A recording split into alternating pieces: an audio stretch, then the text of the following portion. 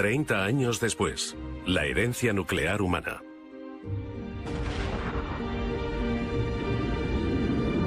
...1945... Las primeras bombas atómicas de la historia cayeron sobre Nagasaki e Hiroshima. Para horror del mundo, más de 170.000 personas murieron como consecuencia del ataque.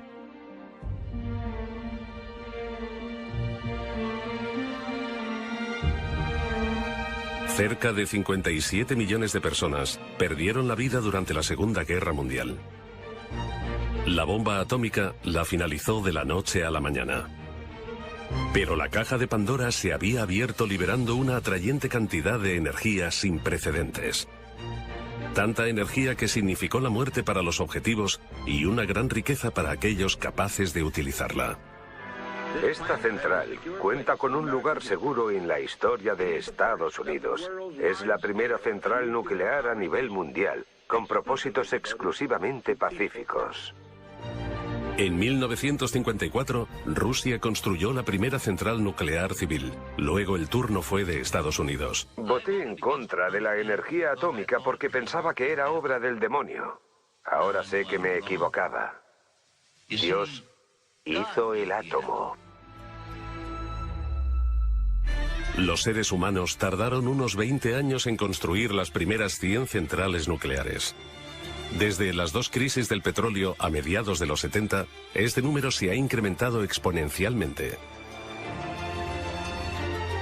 A mediados de los 80, 360 centrales nucleares estaban activas en todo el mundo.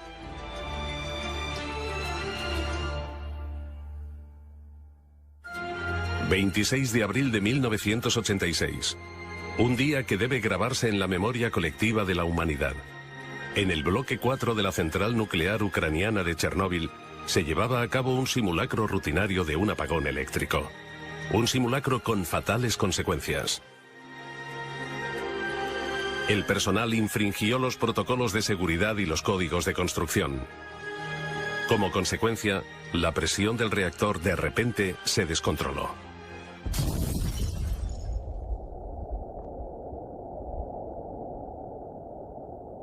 La explosión fue violenta y mandó partículas radioactivas a la atmósfera durante 10 días. Fue la catástrofe nuclear más grande de la historia de la humanidad.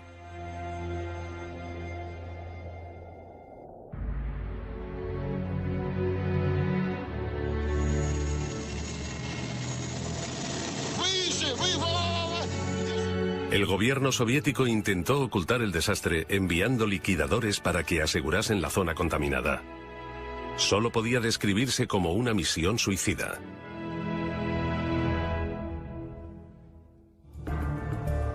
Las emisiones radioactivas acabaron llevándose la vida de muchos de ellos.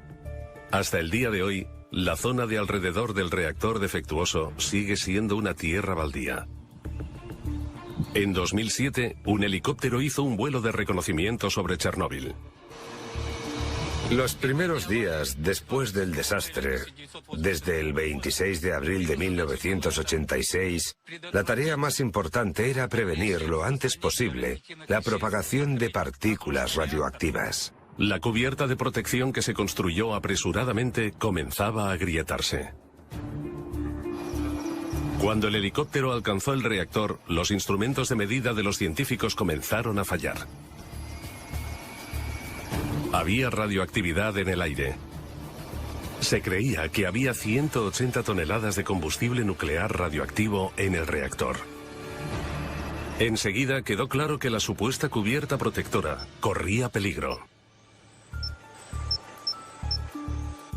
Chernóbil sigue irradiando.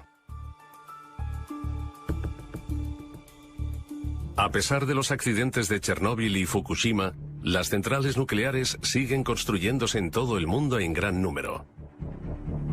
Actualmente, más de 30 países tienen unos 400 reactores nucleares. En 2011, Alemania anunció la suspensión de sus centrales nucleares a pesar de mantener algunos de los niveles de seguridad más altos del mundo. Desmantelar centrales nucleares es un esfuerzo descomunal.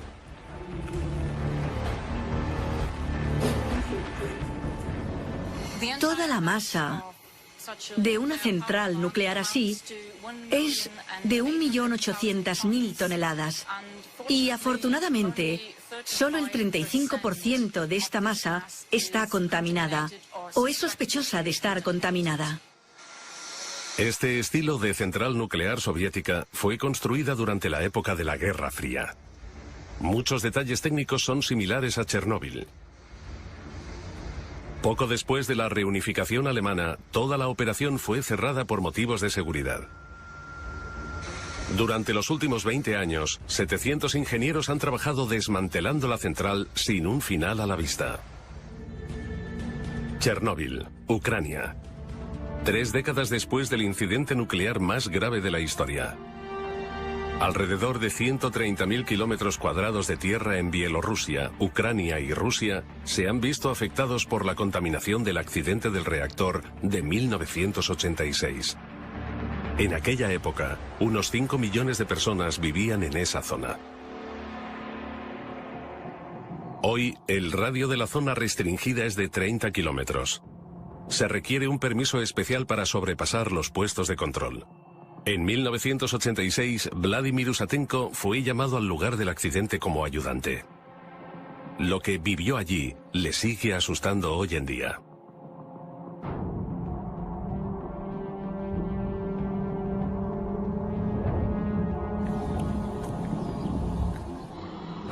Cuando llegué, la situación daba miedo.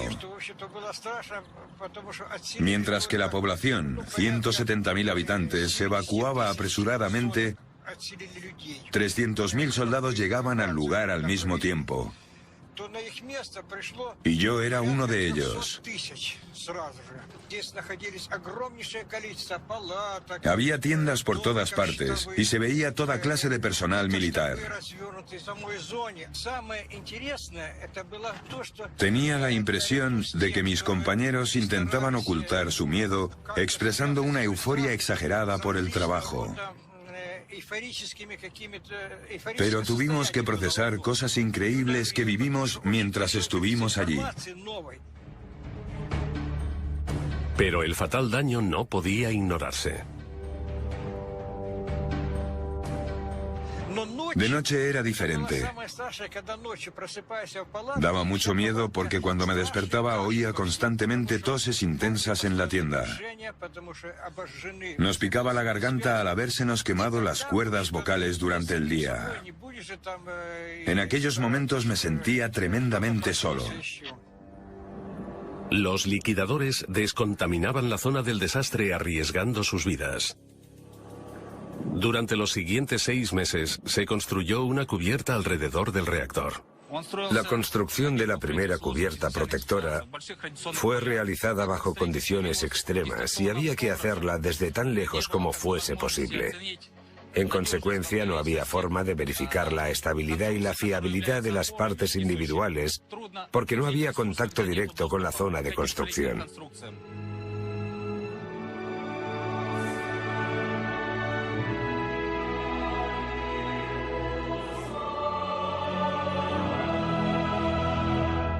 Aún así, rara vez la humanidad aprende de la historia. Alrededor de 400 centrales nucleares están en funcionamiento hoy en día. Cada una tiene la capacidad de destruir las vidas de millones de personas. Lubmin, Alemania, en el mar Báltico.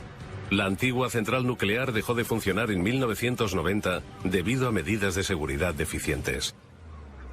Desde entonces dejó de trabajar. Pero la descontaminación del reactor radioactivo es extremadamente difícil. La suspensión de las centrales nucleares tiene 3 fases. Primero, se quita el combustible nuclear altamente radioactivo del reactor. Simultáneamente, la instalación se desmonta en bloques, se descontamina y se prepara para el almacenamiento definitivo. Todo sucedió con procedimientos de protección especiales. La gente se mantenía a 200 metros de distancia en una zona de control. Desde ahí controlaban las cámaras, movían las herramientas y también a distancia empaquetaban los materiales. Los combustibles nucleares altamente radioactivos ya se eliminaron de los bloques del reactor a mediados de los 90. Altos niveles de exposición a radiación son probables cuando el combustible nuclear ha estado en un reactor. El 99% de la radioactividad en una central nuclear la contiene el combustible nuclear. Contiene plutonio, altamente cancerígeno. La gente que participó en la limpieza de Chernóbil, los liquidadores, volvieron a poner el combustible nuclear en el reactor. No sé cuántos siguen vivos. Yo diría que ninguno. Poco después de la catástrofe, los expertos nucleares soviéticos intentaron descubrir qué cantidad de combustible nuclear altamente radioactivo seguía presente en el reactor. Más de 1000 röntgens por hora son emitidos desde la zona del accidente.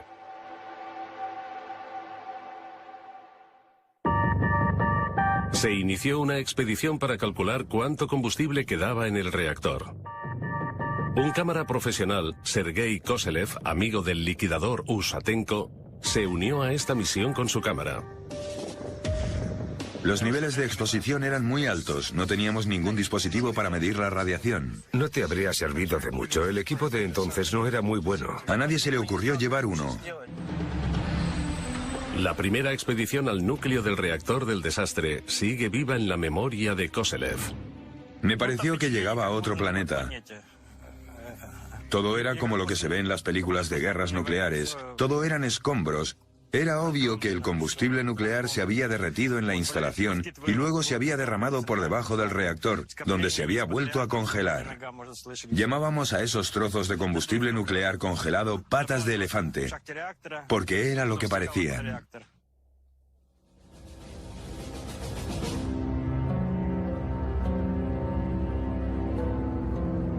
Puede verse combustible nuclear derretido en las grabaciones de Koselev. Pero, ¿son realmente 180 toneladas como indican los informes oficiales? El experto en Chernóbil, Usatenko, tiene sus dudas. Han descubierto que no había casi combustible nuclear en el reactor. Así que el Organismo Internacional de Energía Atómica debe explicar por qué la catástrofe siempre ha sido minimizada. Según la versión oficial, solo se salieron el 4% de los materiales. Pero estudios demuestran que la contaminación fue más amplia de lo que pensamos. Así que no pudo ser solo un 4%. Creo que fue casi el 96%. Una cosa es cierta. La vieja cubierta del reactor se enfrenta a un gran riesgo de derrumbarse. Un sarcófago nuevo prevendrá la liberación de materiales altamente radioactivos. El trabajo comenzó en 2012. El coste de la construcción móvil más grande del mundo supera los 2.000 millones de euros. El proyecto fue financiado conjuntamente por Estados Unidos y la Unión Europea. Para llevar a cabo este proyecto, primero tuvimos que quitar 125.000 metros cúbicos de residuos nucleares. Escombros altamente contaminados de la explosión seguían en el suelo. Los altos niveles de radiación pusieron en peligro a los trabajadores e hicieron de este lugar de construcción el más peligroso del mundo.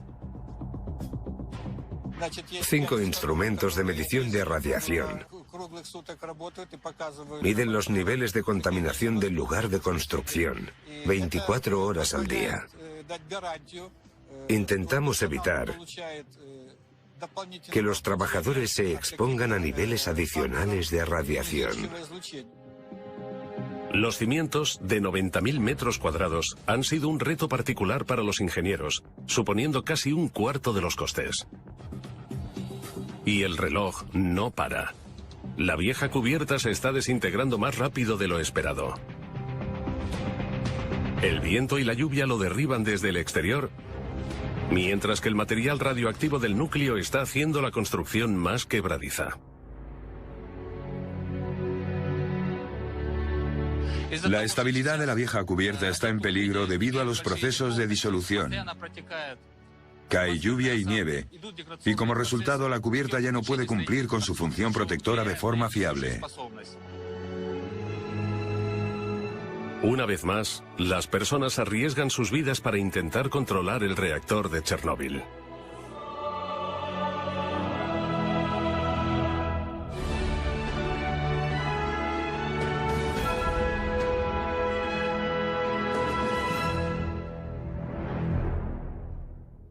Cada año, la montaña de residuos altamente radioactivos asciende a 12.000 toneladas. Pero, ¿qué se puede hacer con los residuos radioactivos? El problema de encontrar un almacenamiento definitivo para el material aún no se ha resuelto. La antigua mina de sal en el corazón de Alemania servía como un lugar seguro. Pero 40 años después del último depósito, se ha convertido en un lugar de amenaza nuclear de proporciones increíbles. La mina corre el riesgo de derrumbarse. La roca está presionando la mina sobre el techo y las paredes, así que algunos de los primeros contenedores están comenzando a romperse. Por eso sabemos que es posible que los contenedores estén gravemente dañados. Los pozos y túneles han hecho que la roca sea frágil. Cada vez más agua se filtra en las viejas zonas de almacenamiento. Mientras, los materiales radioactivos escapan y contaminan el agua. El hundimiento total de la mina es solo cuestión de tiempo.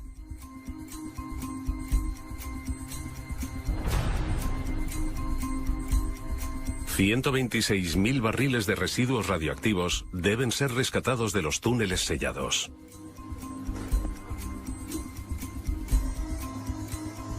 Las perforaciones tienen dos funciones importantes.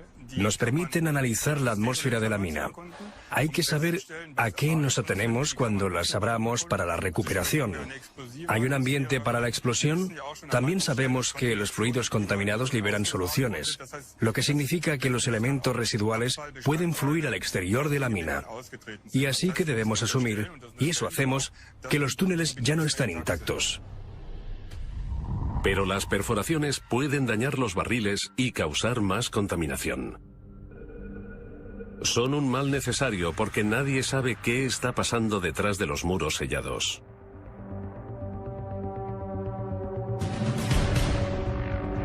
Una imagen ayudaría a entender la extensión de los daños.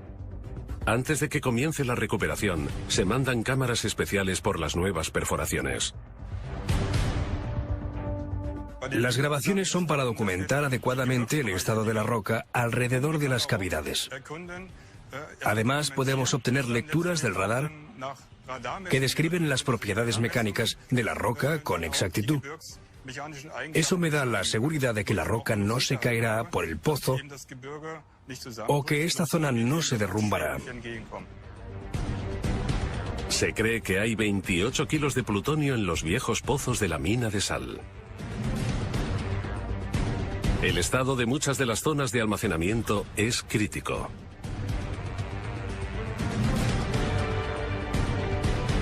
Pero cuando los planes de emergencia no funcionan y la roca se derrumba más rápido de lo esperado, la contaminación nuclear en esa zona, con tanta densidad de población, es inevitable.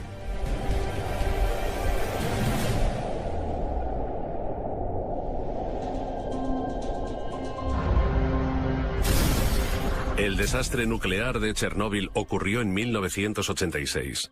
El reactor afectado se arregló provisionalmente. Hoy, la radiación podría salir. Un segundo desastre en Chernóbil amenaza. Los ingenieros tratan de construir una cubierta nueva. La denominada sarcófago es la construcción móvil más grande del mundo y mantendrá la radioactividad dentro. La construcción del sarcófago no solo debe ser capaz de resistir el viento, sino la lluvia, el hielo, los tornados y los terremotos de nivel 6 en la escala de Richter. Los ingenieros pensaron en una construcción de acero única para asegurar la estabilidad necesaria. La estructura de la base pesa casi 29.000 toneladas. La radioactividad del lugar de construcción es aún 300 veces superior al nivel normal. El sarcófago se construye en 3 pasos. Los trabajadores no pueden trabajar por encima de los 30 metros porque la exposición a la radioactividad aumenta proporcionalmente con el incremento de altura. Intentamos compensarlo limitando los turnos.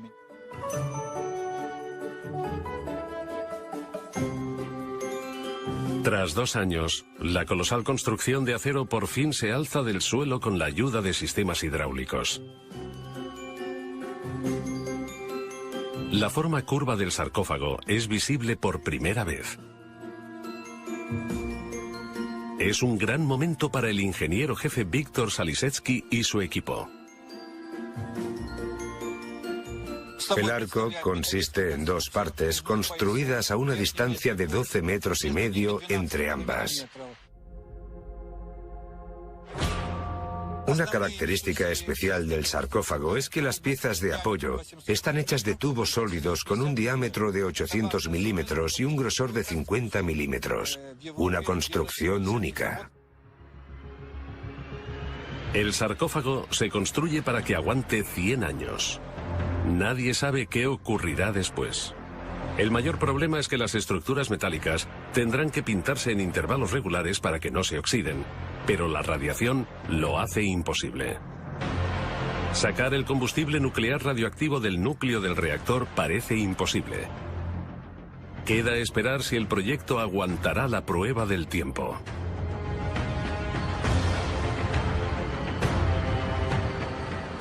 El nuevo sarcófago nos da la oportunidad de desarrollar nueva tecnología en los próximos 100 años y una estructura para un lugar de almacenamiento definitivo. El reactor se desmontará progresivamente bajo la cubierta protectora y los residuos radioactivos quedarán debajo permanentemente.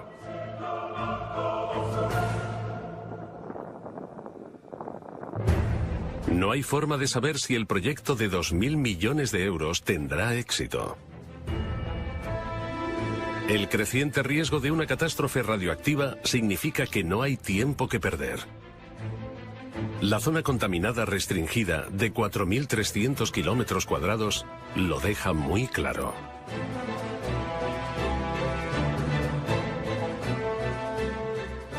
Los niveles de radiación actuales que emite el plutonio y los elementos transuránicos que se convierten en plutonio con el tiempo convierten esta zona en inhabitable durante al menos los próximos 1000 años.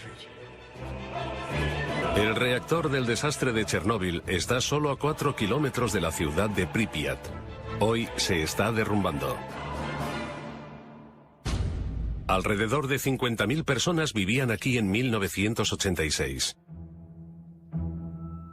El liquidador Vladimir Usatenko va a encontrarse con uno de los antiguos habitantes. Alexander Sirota tenía 9 años cuando tuvo que abandonar la ciudad de un día para otro.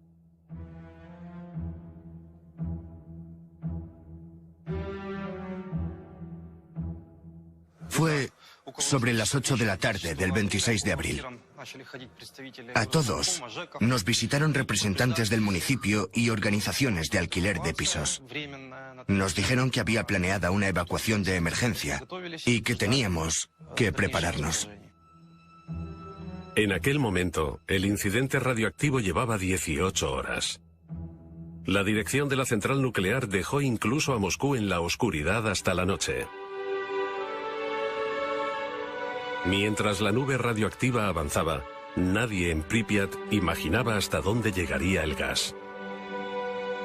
Para tener miedo, tienes que entender qué está pasando. Yo entonces no sabía que nunca regresaríamos y que aquel momento sería el final de mi infancia. La catástrofe del reactor marcó el final de los días felices en Pripyat. Enviaron 1.200 autobuses para la evacuación.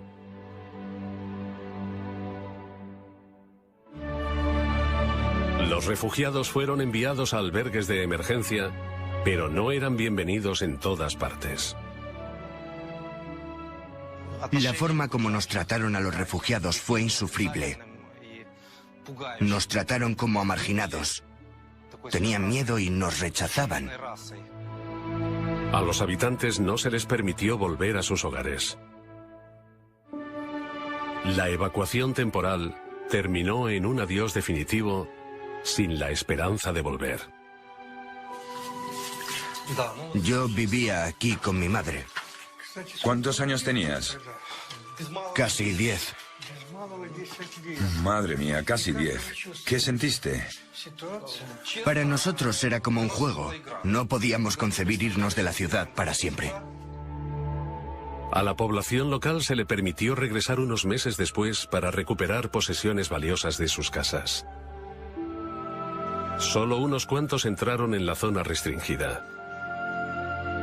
El sentimiento de pérdida de sus hogares era muy grande. Así era nuestra casa. Este es el patio que estamos viendo. Apenas reconozco nada. Mira el patio entonces y ahora. La diferencia es abismal.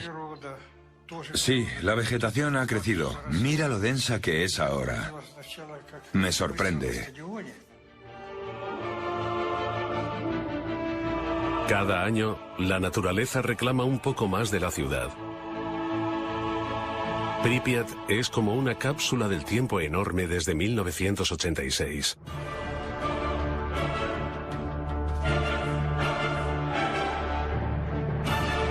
Los niños no volverán a aprender en este colegio. Sus trabajos siguen en la antigua clase de física. Tuvieron que dejarlo todo atrás. Han pasado décadas desde entonces. Nunca imaginamos que el resto de nuestra vida estaría marcado por visitas al hospital. Alexander Sirota sobrevivió al accidente, pero muchos de sus compañeros de clase murieron por envenenamiento radioactivo.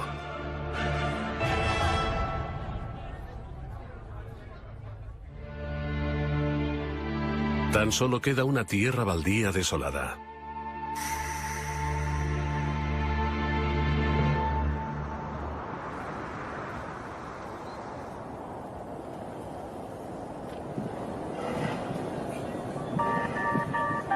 En Kiev, en el Instituto de Medicina para la Radiación, es donde trataron a muchas víctimas de Chernóbil y de Pripyat durante años.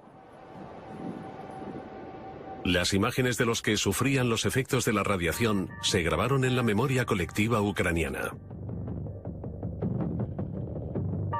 No hay células que protejan el cuerpo de una persona contra las infecciones si absorben una dosis mayor a 100 Roentgen. Es prácticamente letal. El nivel de exposición determina el alcance de los síntomas. Puede resultar en una muerte en minutos o en efectos secundarios menores a largo plazo. Miles de personas estuvieron expuestas a la radiación de Chernóbil. Muchos siguen siendo residentes del hospital a día de hoy. Fui uno de los 8 científicos que el presidente de la Academia Nacional de Ciencia envió a Chernóbil en 1986 para contener la propagación del polvo radioactivo. Muchos de los liquidadores no conocían todas las consecuencias de exponerse a la radioactividad. A otros no se les contó el verdadero alcance de la catástrofe. Teníamos muchísima sed y una sensación de ardor insoportable en la garganta. Cada 15 o 20 minutos teníamos que beber grandes cantidades de agua, si no el trabajo no habría sido posible. Los liquidadores cavaron apresuradamente un túnel mientras el agua fluía bajo el reactor y la masa, como lava, amenazaba con salir de las barras de combustible y del grafito. Lograron prevenir más explosiones que, según la estimación de los expertos, habrían hecho inhabitable media Europa. Muchos de aquellos héroes pagaron su heroísmo con sus vidas.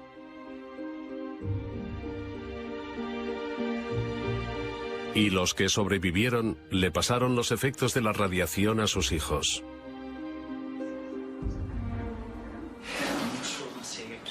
¿Qué le pasa a este joven? Tiene problemas en el páncreas. ¿Tiene los síntomas comunes? Sí, las muestras del hígado también tienen niveles elevados. El profesor Chumak sospecha que la causa es un cambio en los genes del paciente.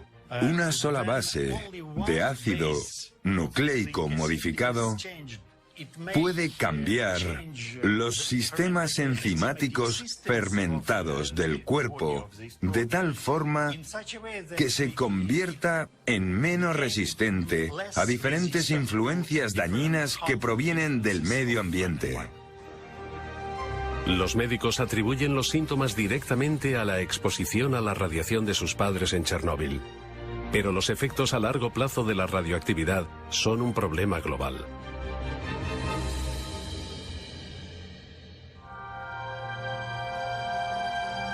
En Lubmin, a lo largo de la costa alemana del mar Báltico, una central nuclear lleva en proceso de desmantelamiento desde 1990.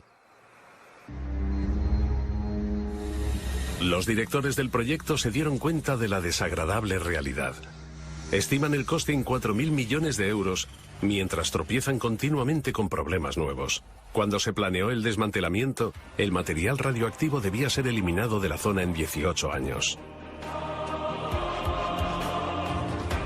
Se están tardando 25 años en limpiar solo el 70%. Según estimaciones no oficiales, el desmantelamiento completo tardará otros 40 años. El problema es que solo tenemos permiso para almacenar el material en los contenedores hasta 2039. Solo se nos permite almacenar los 40 años. Después, sabemos que no tenemos un lugar seguro para almacenarlo. Esto se aplica a todas las zonas de almacenamiento temporal de Alemania. Hay que hacer algo con aproximadamente 10.000 toneladas de materiales altamente radioactivos solo en Alemania. Pero a pesar de los conocimientos técnicos del país, aún no hay una estrategia para el tratado del material mortal. La zona de almacenamiento nuclear ASE, una antigua mina de sal con agua corriendo por su interior, lo confirma de la peor forma. 12.000 litros de agua y han alcanzado la mina de sal. Es necesario volver a extraerla. Rescatar 126.000 barriles radioactivos es la mayor prioridad. Usamos diferentes herramientas y analogías. También observamos cómo ha cambiado la geología a finales del milenio. Cogemos esos valores y hacemos pronósticos sobre lo que puede ocurrir en el futuro. Luego se ilustran situaciones hipotéticas y se analizan para elaborar medidas de seguridad. Cada barril tiene que ser revisado en busca de fugas y debe ser reempaquetado durante los primeros días. Después, se envía a más de 700 metros por un pozo hasta el exterior. Y finalmente, se revisan los contenedores de transporte por si han sido contaminados por la radiación.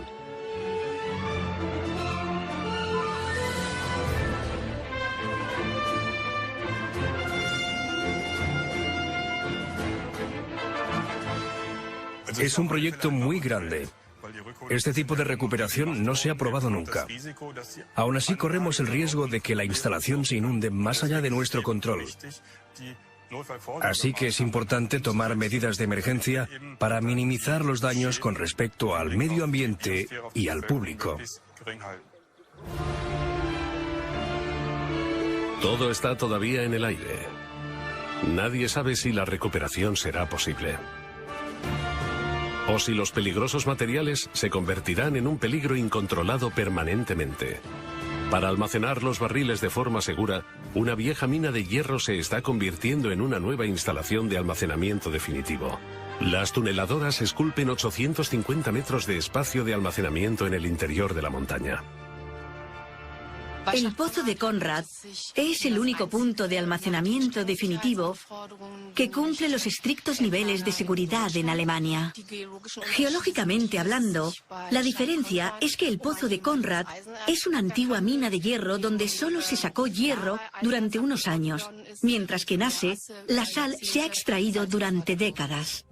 La instalación ofrece 300.000 metros cúbicos de espacio de almacenamiento para residuos nucleares radioactivos medios. Para 2022 se espera que haya unos 600.000 metros cúbicos de residuos nucleares. Aprovechar viejas minas como instalaciones de almacenamiento no es nada nuevo. La idea ha fracasado una y otra vez. Se necesita una técnica nueva. Se necesitan incisiones rápidas y breves en la roca para impedir concentración a largo plazo en los pozos. El problema es que el concepto no es muy convincente. No hay punto de almacenamiento alternativo. Los residuos nucleares han sido almacenados temporalmente durante los últimos 40 años. Ese es un problema que tienen en común muchos países nucleares. Chernóbil, abril de 1986. La lluvia radioactiva de Chernóbil es uno de los peores desastres nucleares de la historia. Alrededor de 4.300 kilómetros cuadrados de tierra se han convertido en inhabitables durante siglos. Casi 300.000 personas perdieron sus hogares. Muchos de los pueblos de los alrededores de Chernóbil se derribaron. Solo quedan unas pocas casas hoy en día. Muchos volvieron después de la evacuación, entre ellos Ana e Igor. Hoy tienen casi 80 años y no se creen que haya contaminación.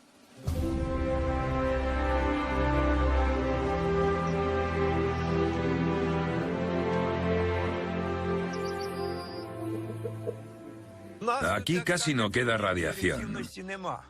Hace poco vinieron a comprobar los niveles. Midieron los niveles de los cerditos, de nuestra tierra, pero dijeron que todo estaba limpio. Igor tiene el tobillo mal. Se lo ha torcido hace poco. Todo lo que no pueden cultivar en su huerto cuesta mucho dinero.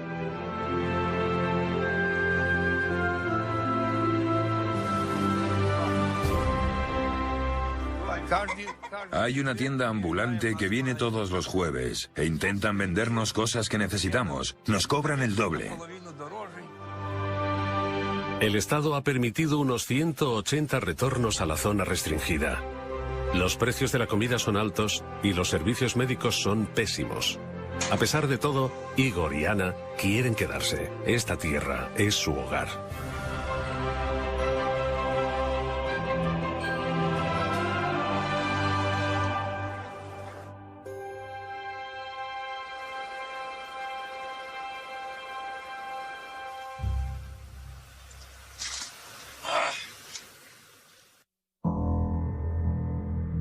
Ninguno de los antiguos habitantes de Pripyat ha regresado a su ciudad. Materiales de larga duración como el plutonio hacen de la ciudad antes próspera un lugar inhabitable.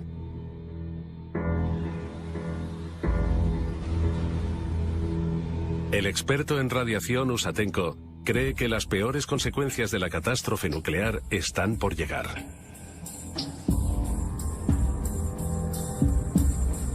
Habrá mutaciones genéticas. Solo aparecen 4 generaciones después. Incluso en países alejados. Lo que importa no es tanto a cuánta radiación estuvo expuesto alguien, sino si estuvo expuesto. La catástrofe de Chernóbil no solo dejó radioactividad en Ucrania, sino también en muchas partes de Europa. 30 años después, un sarcófago de 31.000 toneladas está construyéndose en torno al reactor para prevenir nuevas catástrofes. La vieja cubierta corre peligro. El sarcófago es más grande que Notre Dame y podría servir de cubierta a la Estatua de la Libertad. Ahora hay que ponerla en movimiento.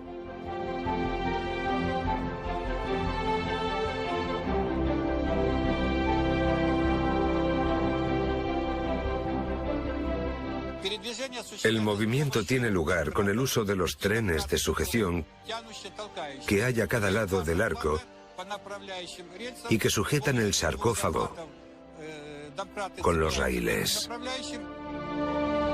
Debido a su considerable peso, el arco cobertor se montará por separado. Mientras la estructura de 2.000 millones de euros se pone en movimiento, el éxito de toda la misión pende de un hilo.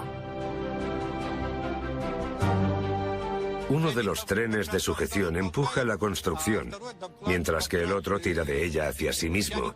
De esta forma, la estructura tiene 4 trenes de sujeción para moverla con la mayor seguridad posible.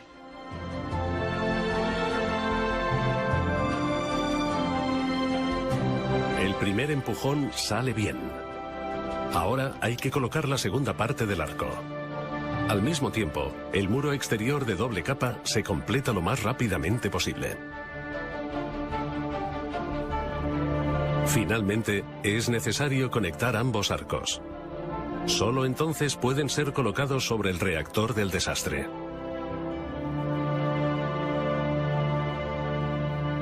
Hay que mantener unas condiciones muy específicas en el exterior del muro para que todo funcione. La humedad debe estar por debajo del 40% para prevenir la corrosión de la construcción. Las reparaciones y el mantenimiento no serán posibles una vez que el sarcófago haya llegado a su posición final sobre el reactor. La radiación sería demasiado alta.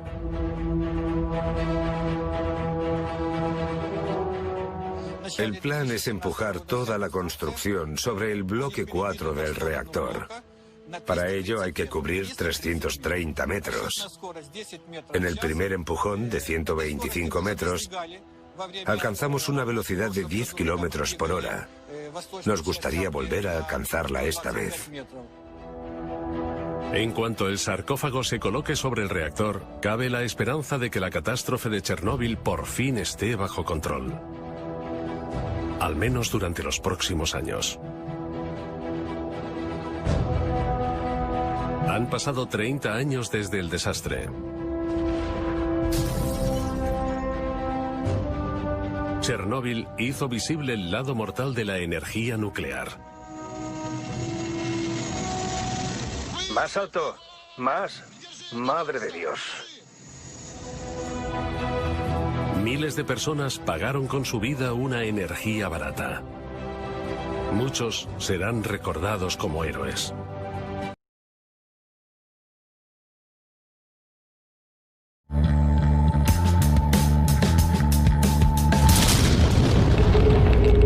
Hay un lugar en el mundo prohibido para la humanidad. Hay una zona silenciosa, inhóspita y fantasmal a la que se le llama área de exclusión y donde ningún hombre podrá vivir en los próximos 24.000 años. Un sitio en donde la soberbia humana, nuestro deseo de controlar la naturaleza y sus fuerzas, estuvo a punto de llevarnos a un verdadero cataclismo. La central nuclear de Chernóbil explotó en tiempos de la Unión Soviética, pero sus efectos todavía se notan y se notarán. Miles de muertos, toda una comarca devastada y abandonada, filtraciones constantes de radioactividad.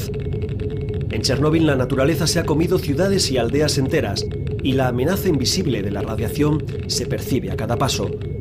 Por eso este lugar es conocido como la zona de alienación.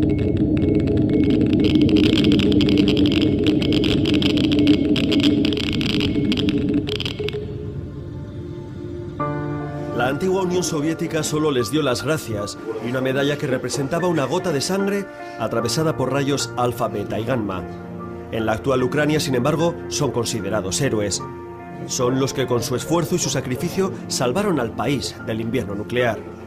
Estos ancianos nos reciben orgullosos de estar todavía vivos y de ser conocidos como los liquidadores. Por la mañana me dijo un amigo que la central había explotado. Y yo le dije, eso no es posible. Cuando estudiamos nos enseñaron que la posibilidad de que hubiera un accidente nuclear era una entre 1.000.000. El autobús llegó con media hora de retraso y nos extrañó. Cuando llegamos enfrente del bloque 4, a 100 metros del reactor reventado, nos dimos cuenta de lo que pasaba. Cuando llegué a la central, la escena era dantesca. Todo el que estaba allí trabajando estaba arriesgando su vida. Era muy peligroso. Murieron muchísimos soldados. Y recuerdo a alguno de los generales que decía, por lo menos en Afganistán sabemos contra qué luchamos, quién es el enemigo. Pero aquí luchamos contra la radiación, no la vemos.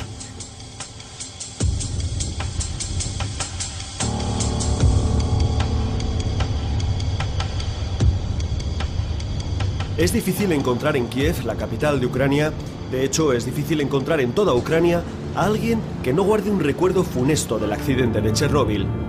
Tampoco es difícil encontrar testimonios en Rusia, en Bielorrusia o incluso en Polonia o Rumanía, porque la explosión de la central nuclear en 1986 lanzó sus isótopos radiactivos hacia media Europa, pero especialmente a los países más cercanos a Ucrania. Preguntes a quien preguntes, todo el mundo guarda memoria de aquel año. Todo el mundo conoce a alguien afectado o a alguien movilizado en aquellos días, de la manera voluntaria que se hacía en los tiempos de la Unión Soviética para luchar contra la radiación. El gobierno de Ucrania ha reconocido a más de 2,5 millones de personas el estatus oficial de afectados por el accidente de la central nuclear de Chernóbil, prácticamente el mismo número de habitantes de Kiev. Se reconocen los afectados, sí, pero sobre las víctimas, sobre los muertos, nadie se pone de acuerdo.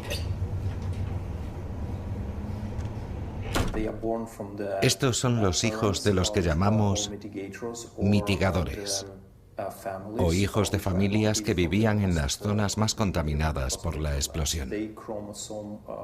Sus cromosomas sufrirán ciertas alteraciones debido al accidente. El tema es saber qué ocurrirá con la siguiente generación, con los nietos de Chernóbil. Es difícil predecir ese futuro.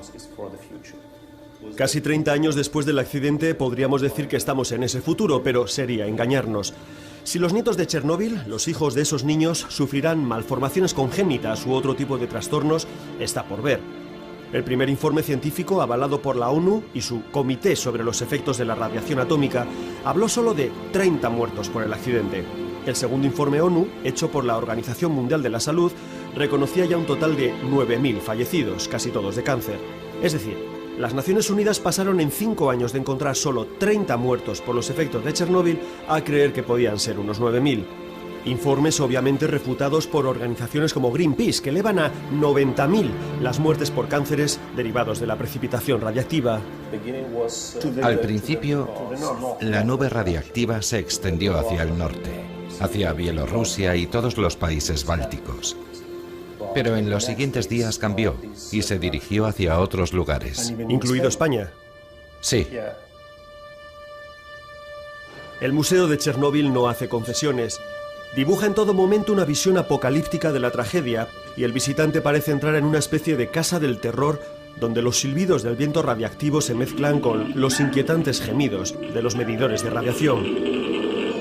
Las fotografías de esa generación Chernóbil han sido dispuestas de forma metafórica como un óvalo, la misma forma que tenía el reactor número 4, el que explotó en la central nuclear. ¿Cuántos liquidadores hubo? Se calcula que unos 600.000. Ten en cuenta que hablamos de todos los que trabajaron durante los 5 años siguientes al accidente.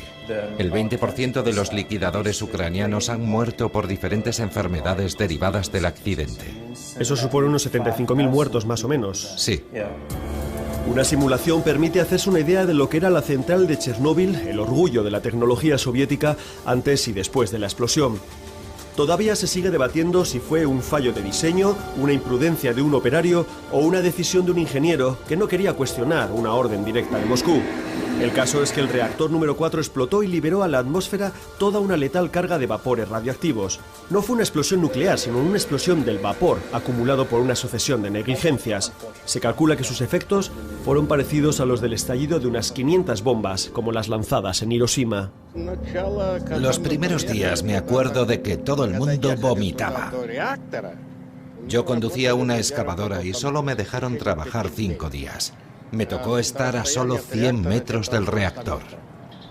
A sus 76 años, Yakov recuerda perfectamente cómo fue movilizado para ir a trabajar a Chernóbil, cómo se convirtió en liquidador. Por aquel entonces era un operario más de las obras del metro de Kiev. Y es que la mayor parte de los liquidadores no trabajaban más de una semana seguida.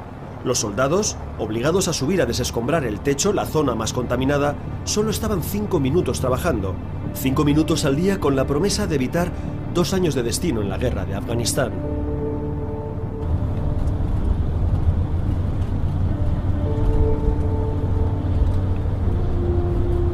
Desde hace unos pocos años, casi todos los liquidadores cobran una pensión como víctimas de unos 700 euros, que casi dobla el sueldo medio de Ucrania. Están contentos. Muchos de ellos, sobre todo los que eran empleados en la central nuclear, viven ahora aquí, en Slabutich, una ciudad completamente nueva, levantada a 50 kilómetros de Chernóbil y que sirvió para acoger a todos los habitantes de Pripyat, la ciudad que estaba junto a la central y que tuvo que ser abandonada para siempre. Salvo los más jóvenes, aquí en Slabutich nadie tiene recuerdos de su niñez.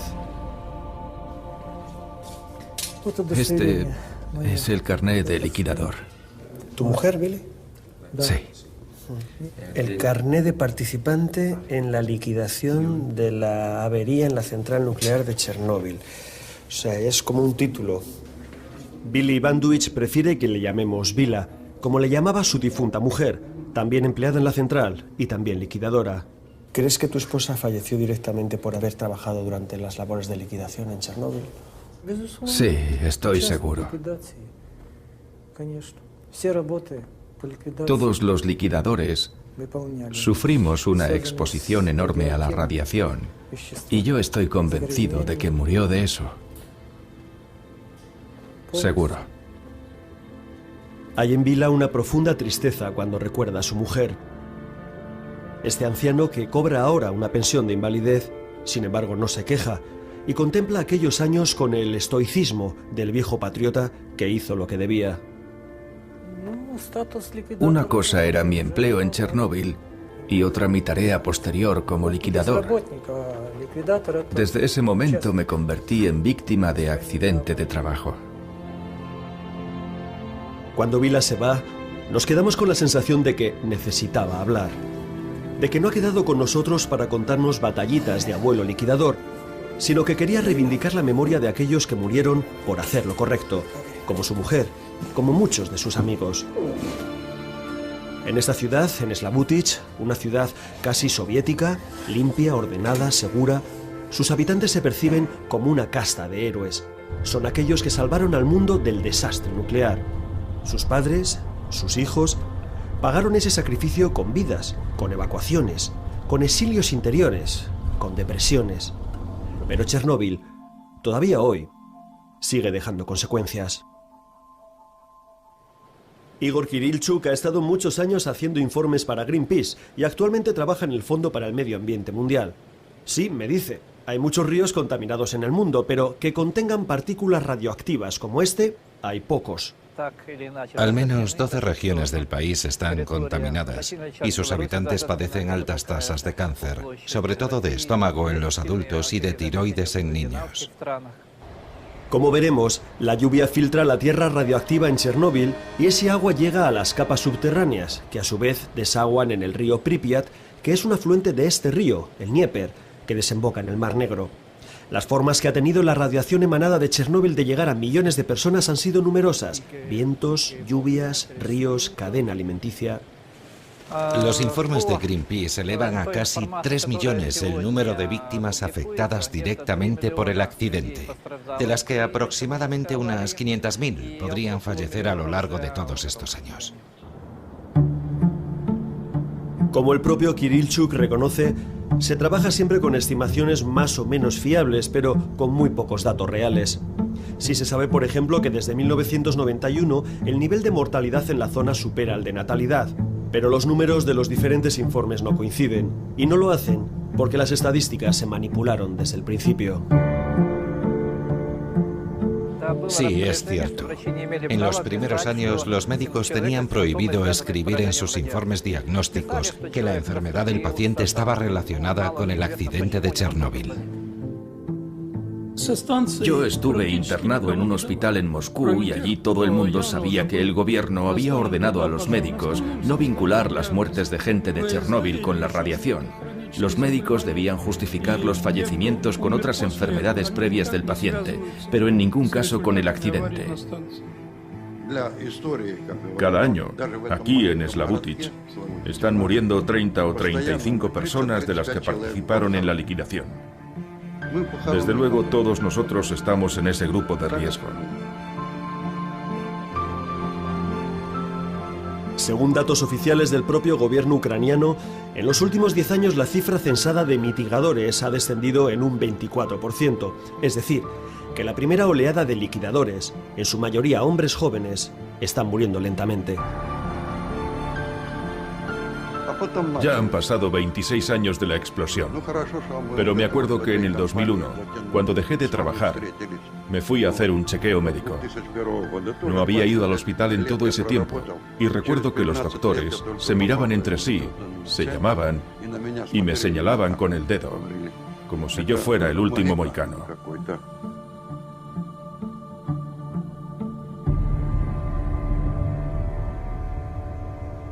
En el verano del 2012 España se proclamó campeona de Europa ganando por 4-0 a Italia en este estadio, el Olímpico de Kiev. Pues bien, a 125 kilómetros al norte hay un lugar prohibido, una zona en la que probablemente la humanidad no podrá vivir en 24.000 años. Le llaman la zona de exclusión. Llegar de la capital, Kiev, a las inmediaciones de Chernóbil lleva casi 3 horas. 2 de ellas son para salir de los atascos de la ciudad y la otra para ir percibiendo cómo la carretera empieza a vaciarse hasta quedarnos solos. Cómo el paisaje va cambiando. Desaparecen los pueblos, los animales, las tierras de labor y te vas encontrando rodeado de campos yermos, de espacios abiertos donde no hay rastro humano, de arboledas intrincadas que dejan de ser bucólicas para dar miedo. Y nos miramos excitados porque estamos entrando en Chernóbil. Y nos estremecemos, porque estamos entrando en Chernóbil. Y entonces, el coche para.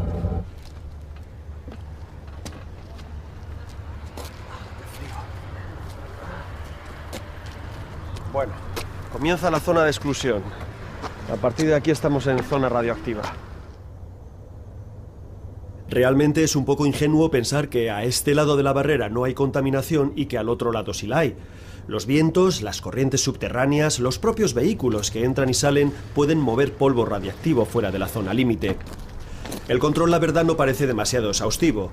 El contrabando radioactivo es una de las grandes preocupaciones de la comunidad internacional, y no tanto por la posibilidad de robar plutonio o uranio, sino porque en la zona sigue habiendo miles de vehículos contaminados que pueden ser despiezados o usados como chatarra por algún desaprensivo. Bueno, este cartel es bastante clarito. Esta es la zona de exclusión. Nosotros estamos aquí ahora en este control y esto de amarillo es la zona de radioactividad moderada, en esta zona de exclusión. Esta es la ciudad de Chernóbil, que es la que da nombre a la central nuclear, que sin embargo se encuentra un poquito más adelante, aquí mismo, junto a la ciudad de Pripyat, la ciudad fantasma. Toda esta zona es de alta contaminación radiactiva y aquí lo dicen muy bien, sigue habiendo cantidades enormes de cesio 137 y de estroncio 90, que son los componentes radioactivos que todavía permanecen en la zona, y nos advierten especialmente que no se nos ocurra ni coger setas, ni cazar animales salvajes, ni por supuesto beber agua de los ríos o los manantiales de la zona. Dentro de la zona de exclusión viven unos 4.000 operarios que trabajan en turnos de medio mes y mantienen viva la central atómica, además de unas decenas de los llamados habitantes fantasma, un puñado de ancianos a los que se les permitió la vuelta a sus casas. Así que, cuando por fin verificamos nuestra identidad y atravesamos el control, tenemos la sensación de estar entrando en el escenario de una gran plaga bíblica. Y es que, si antes del control apenas había coches, ahora, en esas carreteras secundarias de la zona de exclusión, estamos solos. Es extraña la sugestión. Te han asegurado que se puede entrar en la zona con cierta fiabilidad, pero miras por la ventana y ya no estás tan seguro de qué vas a respirar ahí fuera. En esta aldea llamada Zalisha vivían antes del accidente 2.000 personas. Estamos muy cerca de Chernóbil, apenas a unos 2 kilómetros. El nombre Zalisha significa en ucraniano detrás del bosque. Y ahora de verdad es cuando este pueblo hace honor a su nombre. Porque aquí el tiempo y la naturaleza se lo ha comido todo. Las casas están abiertas. Los suelos de algunas viviendas han sido arrancados. El silencio es casi total. Solo se escuchan nuestras pisadas y nuestra respiración.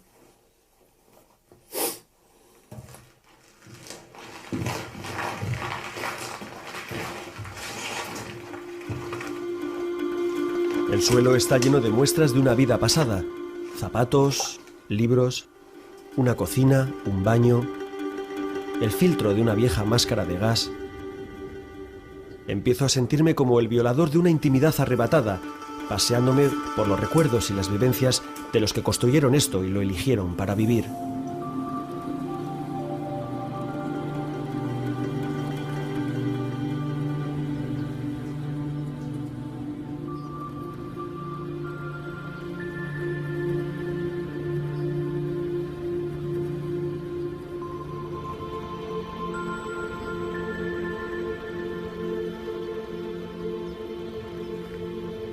La calle principal es irreconocible. Los árboles han crecido hacia donde han querido. La casa consistorial, el bar de veteranos, la panadería, ahora todo es igual. Un paraíso micológico, donde por todos los lados crecen hongos atómicos. Y recuerdo la regla del cartel de la entrada: prohibido coger setas.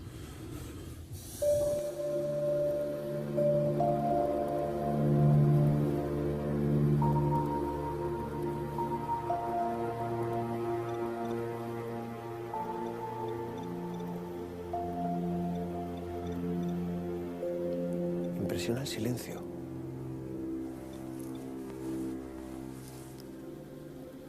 Solo se escucha el pitido del dosímetro.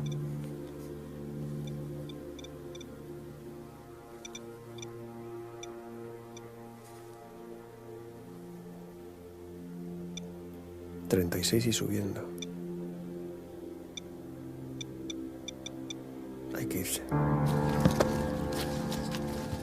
Pasar de 40 microröntgens a la hora es peligroso para nuestro organismo. Estamos apenas 2 kilómetros dentro de la zona de exclusión y ya somos capaces de entender la magnitud de un invierno nuclear. La desolación invisible, inquietante, que te produce saber que hay algo rodeándote, que si no lo respetas te puede matar. Ya hemos rozado el límite de seguridad que marca nuestro dosímetro y acabamos de entrar.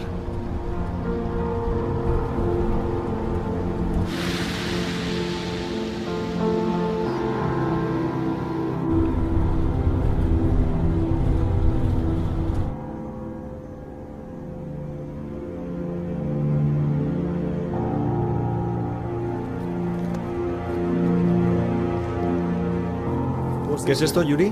Bueno, habrás leído la historia del tercer ángel del Apocalipsis y todo eso. Ah, ya. En el Nuevo Testamento. Eso es. El que al tocar la trompeta mandó una estrella ardiendo que envenenó el agua de los ríos y las fuentes con una sustancia amarga e imbebible. Está en la Biblia, en las revelaciones de San Juan. Bueno, pues mucha gente conecta esto con Chernóbil. Murió muchísima gente por efectos directos e indirectos del accidente. Por ejemplo, si calculas todos los niños que no nacieron porque el gobierno sugirió a las mujeres abortar, podríamos estar hablando de más de 1 millón seguramente. Yuri representa al Estado y eleva las víctimas a 1 millón, pero otra vez hablamos sin datos fiables.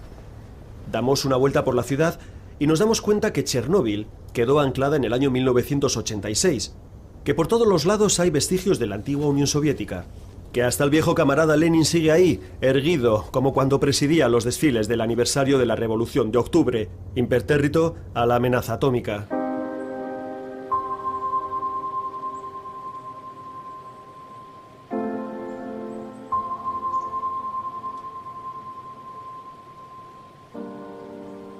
El antiguo puerto de Chernóbil es ahora un lugar desolado donde solo hay barcos hundidos y puentes destrozados. Esto antes era un lugar bullicioso de tránsito de personas y de mercancías y ahora es un territorio devastado por el fantasma nuclear. De hecho, este puerto, ahora abandonado, era el medio de transporte más utilizado para bajar hacia la capital porque aquí no hubo carretera hasta 1960. Los ferries de pasajeros hacían el trayecto hasta Kiev en apenas 3 horas y atravesando algunos de los paisajes fluviales más espectaculares de Ucrania. Ahora se ha convertido en una zona prohibida que nosotros atravesamos siguiendo a Valerij, un antiguo conductor de autobús que participó en la evacuación de Chernóbil.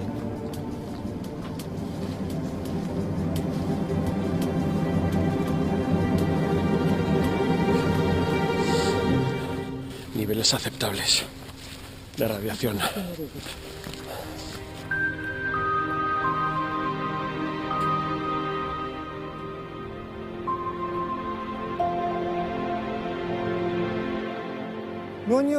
Los primeros que evacué fueron los bomberos que habían llegado al lugar de la explosión.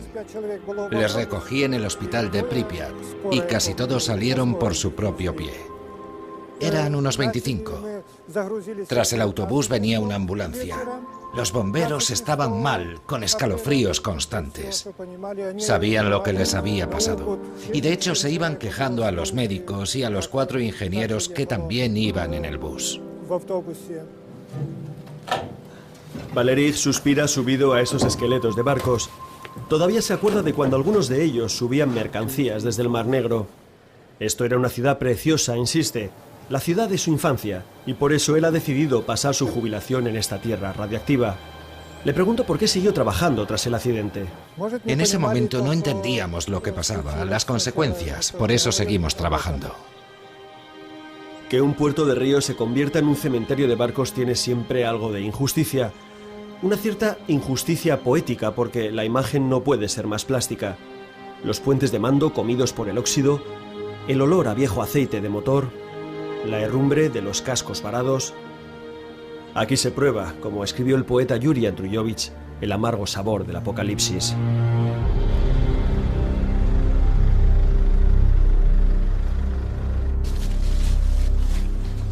A colarlos.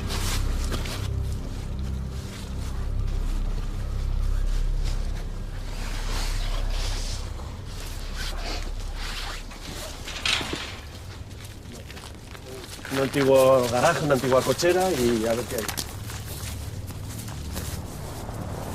Cualquier lugar en Chernóbil te guarda una sorpresa. La explosión fue seguida de una confusa evacuación que se iba improvisando a cada momento. ¿Qué hacer con todo lo que estaba contaminado? ¿Destruirlo? ¿Y cómo? ¿Enterrarlo? ¿Cuánto tiempo? ¿Abandonarlo? ¿Y dónde?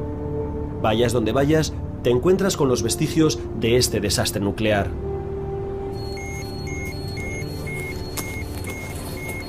Joder.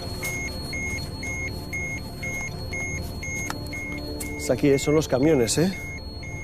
Mira dónde se nos ha subido, a 111. Esto no para de pitar. Nos han dicho que estos camiones fueron de los utilizados para evacuar a toda la gente de Pripyat y sacarlas de la zona, y luego fueron abandonados aquí y tirados aquí al lado del río. Y al parecer no han sido descontaminados todavía. Joder. La madre que me parió.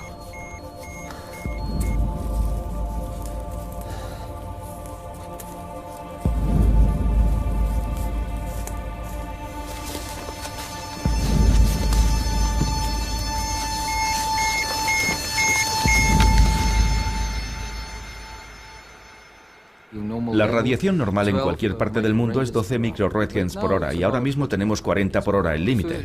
Sí, aquí, pero allí había unos 160. 160 es unas 10 veces más alto que la radiación natural. El umbral de la muerte es de unos 500 millones de microröntgen por hora, o 500 röntgen por hora, repito, por hora. Así que estamos lejos de acabar muertos. La radiación debería ser de muchos miles por encima, sí. Sí, quizás ahora, pero ¿y dentro de 20 años? En 20 tampoco te pasará nada. En cualquier caso, la recomendación es largarse en cuanto la radiación suba de 50 microröntgen a la hora.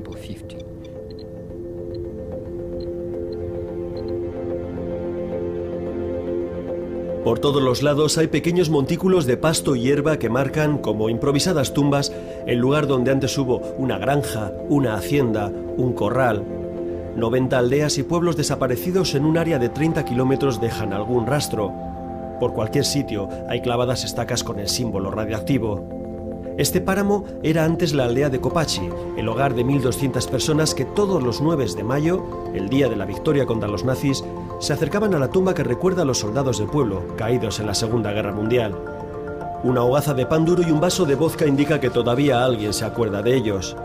Y detrás de la estatua, la guardería del pueblo, el lugar menos indicado para asustarse a priori, pero nada más entrar, la cámara de vídeo empieza a fallar y a hacer ruidos. ¿Qué pasa? Suena. Que la cámara suena.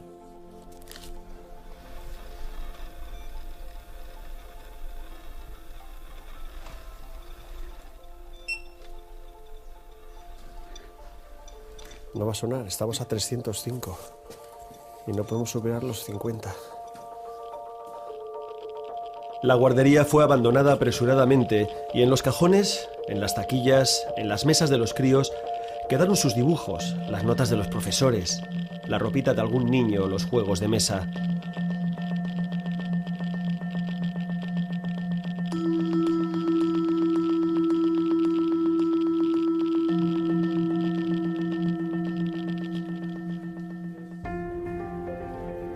Víctor, ¿me puedes traducir lo que está escrito aquí? Parece como una especie de poesía o algo así, ¿no? Es una canción. ¿Una canción? Sí, una canción para la fiesta del 1 de mayo, 4 días antes del accidente. ¿Y la conoces? Me suena. Es un día maravilloso, brilla el sol, hace una buena mañana, hoy es fiesta, hoy es un día grande. Tenemos que irnos porque llegamos tarde a nuestra cita en la central nuclear de Chernóbil. Estamos a solo 5 kilómetros del monstruo. Salimos de esa guardería radioactiva sin ganas de mirar atrás porque hasta las viejas muñecas se han convertido en una especie de efigies funerarias. Y no hay nada más inquietante que un muñeco abandonado y roto y radioactivo.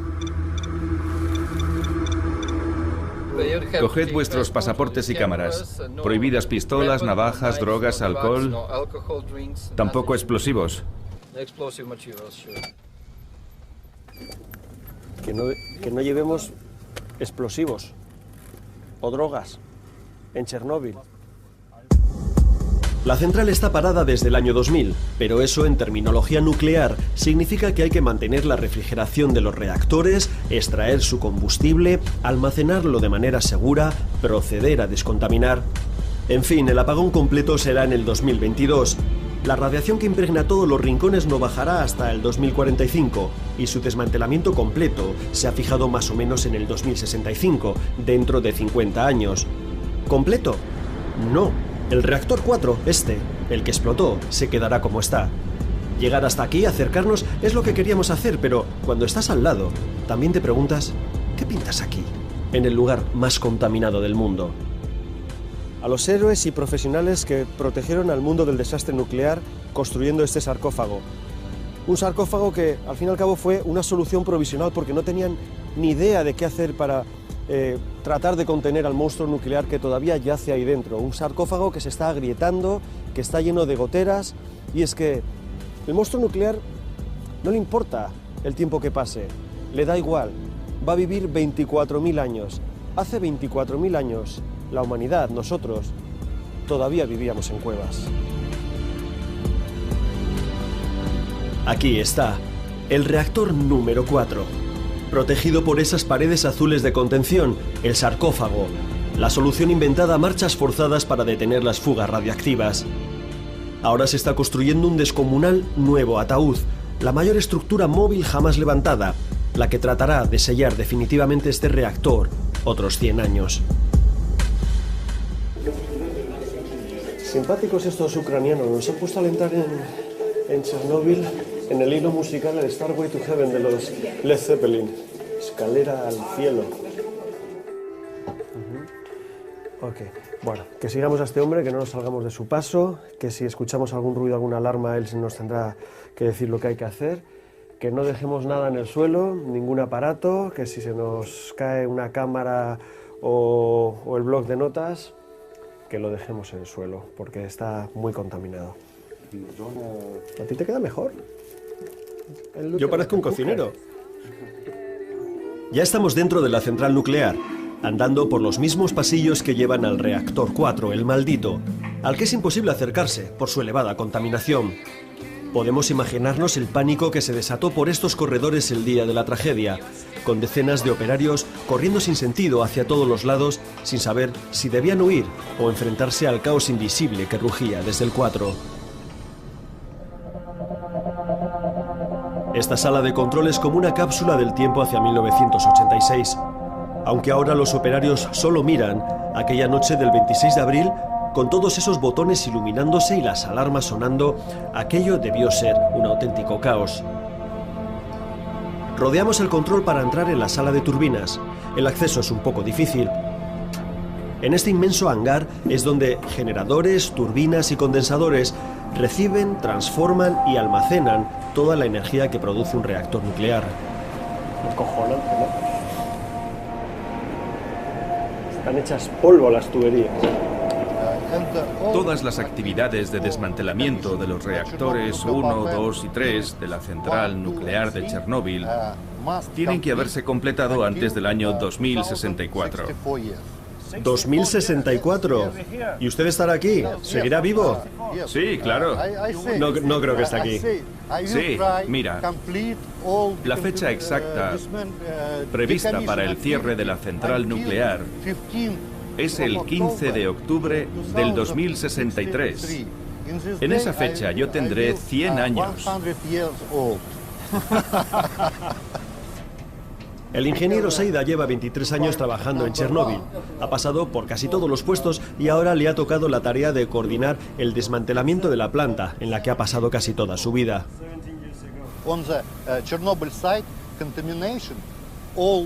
En Chernóbil, todo es radiactivo.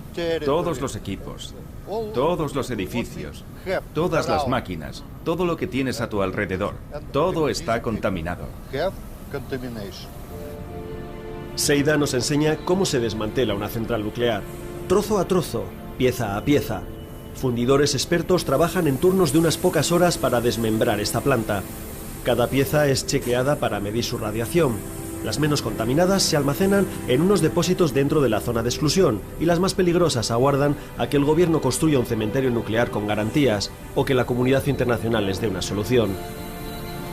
¿Usted es el ingeniero jefe de Chernóbil? ¿Sigue creyendo en la energía nuclear? Sí, desde luego. Entiendo que para ti sea, ¿cómo decirlo?, extraño. Pero en mi opinión, la industria atómica es una de las más seguras. ¿La más segura? Valery, estamos en Chernóbil, la estás desmantelando. Sí. Mira, en cualquier tipo de industria tienes accidentes. El ingeniero Valery nos enseña con orgullo un generador capaz de producir, dice, 500.000 kilovatios por hora. Pero no intenta evadir las cuestiones incómodas. Le pregunto por el reactor 4. ¿Qué hay ahí dentro? ¿Cómo se llama a esa masa, a ese elemento radiactivo surgido después de la explosión? El combustible nuclear que sigue en el reactor es algo nuevo, un material desconocido. Un material nuevo. Desde el momento en que se fundió, se convirtió en algo nuevo, diferente. A ese magma, a ese corium, le llaman la materia de los 6 extremos. Extremadamente potente, caliente, densa, corrosiva, extremadamente tóxica y extremadamente radioactiva. Así que el reactor 4 se va a quedar ahí, fundiéndose para siempre dentro de ese sarcófago. Sí. Fundiéndose durante miles de años. Bueno, estamos postergando la decisión de qué se hace con el reactor 4. ¿Postergando? Sí, posponiendo, aplazando el decidir qué hacemos. Es decir, que no saben qué hacer, salvo aislarlo, encapsularlo y ganar tiempo. Casi 30 años después, el monstruo sigue vivo y palpitando en el núcleo 4, aquí al lado, a 100 metros de donde hablamos. Por eso dice Seida que todo lo que nos rodea es radioactivo. Salimos de la central nuclear de Chernóbil completamente sugestionados de que algo nos ha atravesado el cuerpo. Al que no le duele la cabeza, le duele el pecho o los testículos. Basta que uno diga que tiene una especie de quemadura en el brazo para que todos nos miremos. Tengo unas ganas de salir de aquí.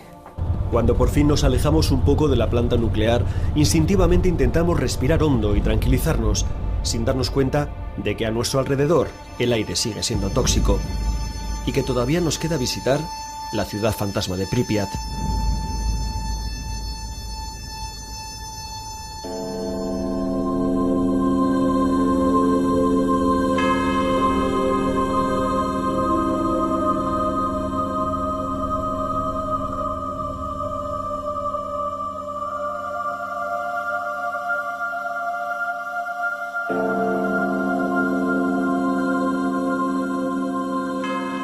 Yo ya había trabajado en otras centrales nucleares, así que enseguida pensé en mi familia, en los amigos, en mi gente, y vi que debíamos evacuar la ciudad. Tardé una semana en encontrar a mi familia otra vez. No pudimos sacar las cosas de casa hasta septiembre, 5 meses después. Cuando escuché a Moscú diciendo que la gente debía abandonar la zona por un par de días, yo pensaba, que no digan estupideces. Esto no se arregla en una semana. Aquí no vuelve nadie en varias décadas. Alexej Timotevich es un coronel jubilado de la policía que durante el accidente vivía en Pripyat, la ciudad anexa a la central. Entonces era teniente y fue uno de los que organizó la evacuación. Quedamos con él a la entrada de lo que todo el mundo llama la ciudad fantasma. Mirad, esta es la calle principal de la ciudad. El Broadway local. ¿Cuántas veces patrulló Alexej esta calle ahora devorada por la maleza? Su rostro está ahora cargado de recuerdos y de nostalgia. Aquí se casó, aquí nacieron sus hijas y tenía sus amigos. Y, aunque yo estoy impresionado de la solemnidad, de la inquietud y, por qué no, de la perturbación que provoca estar por aquí, en los ojos de Alexej solo encuentro melancolía. Esta fotografía está tomada aquí mismo, justo aquí. La tomé en el año 1978. Pripyat era una de las joyas de la antigua URSS, una ciudad nueva, joven, levantada de la nada en 1970 solo para acoger a los trabajadores de la central y sus familias. Un espejo de la modernidad soviética que se rompió en 1000 añicos repartiendo su mala suerte por toda la comarca. Una ciudad que duró 16 años. Alexej nos cuenta que esta era su calle, la de los constructores, un nombre muy soviético, dice, y que un poco más al sur comenzaban los suburbios. Su hija pequeña, Marina, que entonces tenía 4 años, se pasaba las tardes en esos columpios justo delante del apartamento de Alexej, que permaneció ingresado un mes por las radiaciones recibidas. Imagínate, en el hospital nos curaban con vino tinto, en concreto con Cabernet.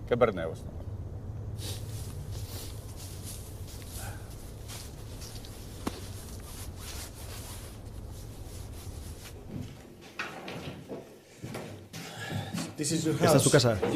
Aquí vivía yo. Era el apartamento número 3. Tenía 2 habitaciones y esto es el salón. Cuando mi hija se atrevió a regresar después de años, reconoció esos zapatitos. Se quedó muy impresionada.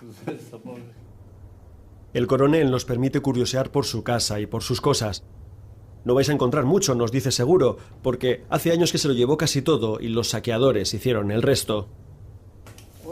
¿Qué es esto? ¿Es tu letra? Sí.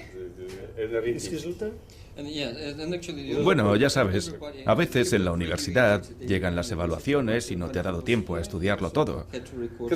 Así que cuando vas a hacer el examen, te metes esto aquí. O sea, ¿que es suya? Es una chuleta. La literatura no era mi fuerte. Vaya, con el jefe de policía, haciendo chuletas en los exámenes. Toma, guárdatela. Mientras sonrojamos al antiguo coronel de la policía, en la otra habitación, Yuri improvisa con una llave y rasgando dolorosamente las tripas abiertas de un piano, una estremecedora banda sonora para esta ciudad fantasma. Una música de recuerdos pasados que le van llegando a Alexej como fogonazos.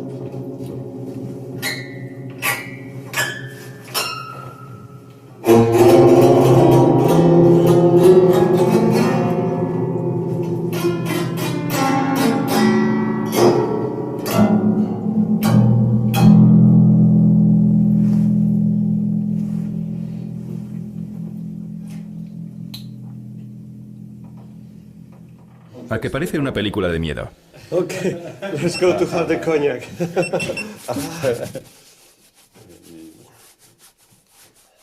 Una tradición, cada vez que vuelven aquí a Pripyat, a su antigua casa, brindan por lo que fue esta ciudad. ¿Sabéis, Buchmon.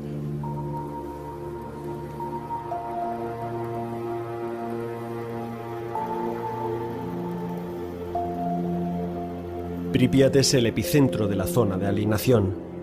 Aquí, en sus calles, en su plaza central, en los restos abandonados de antiguas mercerías, de restaurantes, de oficinas.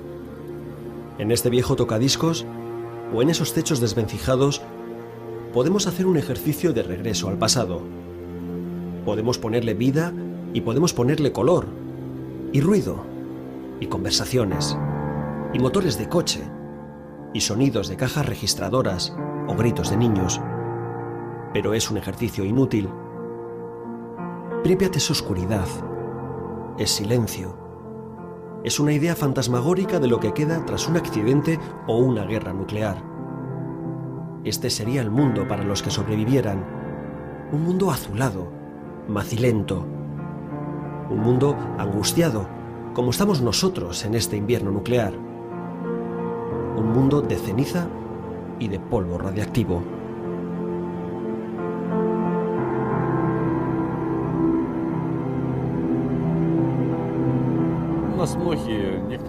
Recuerdo que algunos de los policías se acercaron en moto hasta el lugar de la explosión.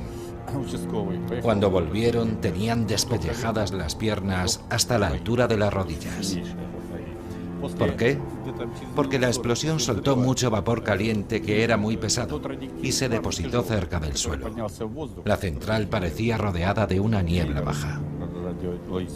Unos cuantos murieron debido a la radiación recibida, incluidas 2 mujeres policía de mi departamento. Vivían 50.000 personas, pero era una ciudad pequeña. Se puede ir andando a casi todos los sitios. Y en nuestro paseo vemos algunas cosas que no concuerdan. Como ese reloj, sospechosamente parado a la 1:24, a la hora de la explosión del reactor nuclear. No hubo onda expansiva. El mecanismo de los relojes no pudo pararse por efecto de la explosión.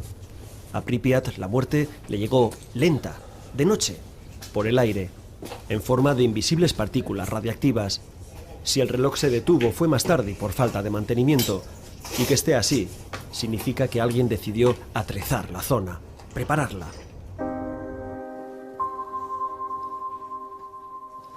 Esto parece una cancha de baloncesto y aquí al lado está la piscina. Estaba la piscina. Joder.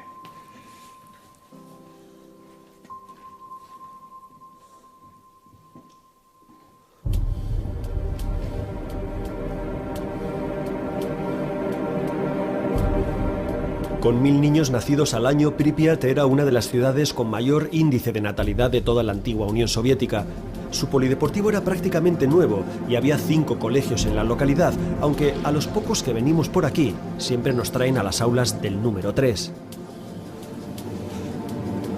Parece obvio que la naturaleza no ha hecho todo esto, que los saqueadores han hecho aquí su agosto y se han llevado todo este material que al fin y al cabo es radiactivo, así que no sé si lo habrán acabado vendiendo o lo tendrán en sus casas, pero es bastante peligroso.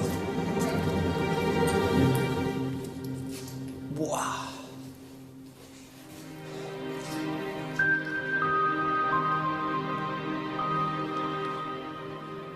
Esta es una de las imágenes más icónicas del desastre de Chernóbil y también uno de los grandes misterios de esta ciudad de Pripyat, porque ¿estaban realmente todas estas máscaras de niños aquí en esta escuela número 3 de esta ciudad o fueron colocadas por algún fotógrafo sin escrúpulos que quería conseguir una gran imagen o por alguna agencia estatal que pretendía escenificar la verdadera magnitud de la tragedia nuclear?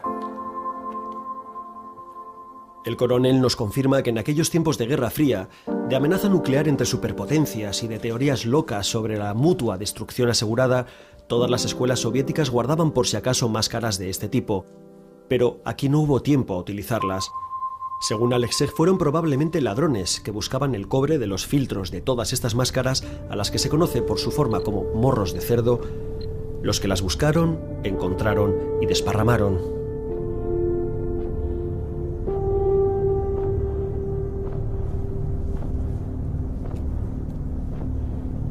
Este parque de atracciones iba a ser inaugurado 5 días después del accidente, con sus tío-vivos, sus autos de choque, con su noria de la que, de repente, emerge alguien con un traje de protección radioactiva.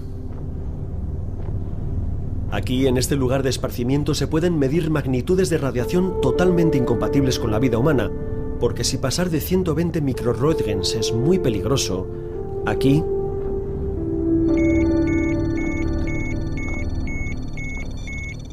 3.377 microröntgens por hora. Eso es 100 veces más de la radioactividad que este aparato detectaba como radiación ya peligrosa. ¿A qué es debido esto? Esta zona está muy contaminada por las partículas radiactivas que cayeron. Todo este parque fue utilizado en su día por los helicópteros que se dedicaban a la evacuación y a las labores de limpieza de Chernóbil como lugar de aterrizaje. Y esos helicópteros venían tan contaminados que traspasaron esa contaminación, esa radioactividad, a todo este suelo. Pero hay una última cosa que tenemos que ver antes de salir de esta zona de alienación. Alguien a quien tenemos que visitar: los habitantes fantasma. Esos 200 hombres y mujeres, todos ancianos, a los que se les ha permitido volver a vivir en el área prohibida. Aquellos que han preferido desafiar a la radiación antes que morir de pena en el exilio. Y la primera sorpresa es que para llegar a ellos, un policía que dormita en un puesto en medio de la nada y que se mueve en un viejo patín, nos abre la verja de acceso a la pequeña aldea donde viven. ¿Por qué los vigilan? ¿Para tenerlos controlados? Tengo la sensación de estar entrando en una especie de reserva para humanos, como si nos los fueran a enseñar para demostrar que el peligro ha remitido, como si se quisiera mostrar a la comunidad internacional que aquí, en Chernóbil, vuelve a haber vida. Iván, ¿qué tal? Hola. Me llamo John. Hola. María. Entremos en casa. Okay.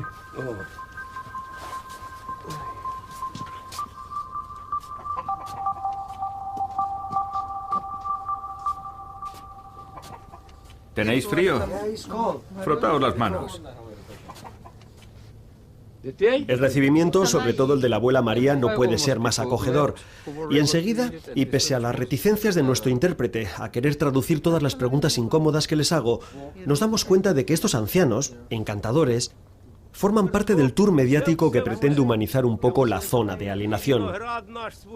Cuando el gobierno nos trajo éramos unos 140 y nos encontramos las casas limpias y arregladas. Perdón, cuando decidimos regresar por nuestra cuenta. Pero ahora, en la aldea solo quedamos 5 vecinos. Iván nos cuenta que en el pueblo antes del accidente vivían 400 personas. Cuando el gobierno soviético les convence para volver, o como él mismo se corrige, ellos deciden regresar, no todo el mundo está dispuesto. Muchas de las casas habían sido derribadas y ya no era exactamente un regreso al hogar. Así que esta es su huerta. Y se comen lo que producen, los tomates, el maíz, todo. Nos comemos todo lo que cultivamos. ¿Pero se lo comen todo? Sí, como decimos aquí, cuanto más trabajes tu tierra, mejor sabor te dará. Pero, ¿y no tienen miedo de que esté radioactivo? No tengo miedo porque no están contaminados. 2 veces al año vienen los del ministerio para tomar muestras de la tierra, del agua, de los productos, hacernos análisis. Iván y María no pueden ser más hospitalarios. Viven de su pensión y de una pequeña subvención estatal y son pobres de solemnidad, pero comparten lo poco que tienen con el visitante. Alubias. A sus 75 años llevan un tercio de su vida conviviendo con la radioactividad. Las fotos de sus hijos, Mijail y Nicolás, están por todo el salón. Ni ellos, ni sus esposas, ni los 3 nietos suelen venir por aquí. Viven en Kiev y están muy ocupados, nos dice María, con un cierto halo de pena en la mirada. Y para sellar como es debido esta visita, la cortesía campesina obliga a brindar con unos chupitos de samagón, un vodka hecho por Iván con agua local, supuestamente filtrada y pura, sí, pero de los acuíferos de la zona de los que ya hemos hablado. ¿Qué demonios? Iván lleva 24 años viviendo aquí después del accidente y no se le puede hacer un feo. Bueno, está la hospitalidad aquí en Chernóbil, vodka casero. ¿Nostravia? Sí. Hola. Buena suerte.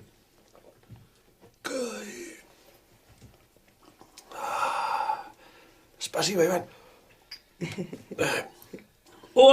Muy bien, así se bebe. Spasibo.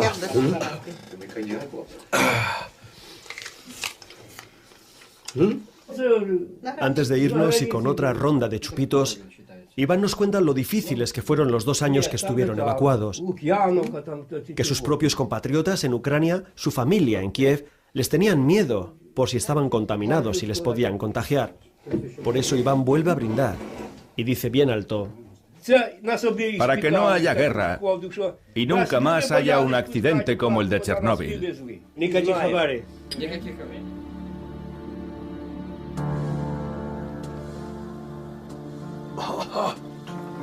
Porque desde entonces su mundo idílico en el campo, todo ese bucólico paisaje que rodea su granja, tiene un transparente velo gris de tristeza. Y cuando nos vamos, sin luces de farolas, sin ruidos de coches, tengo la sensación de que no acaba de gustarme toda esa quietud, que ese silencio impagable para un urbanita aquí significa ausencia de vida.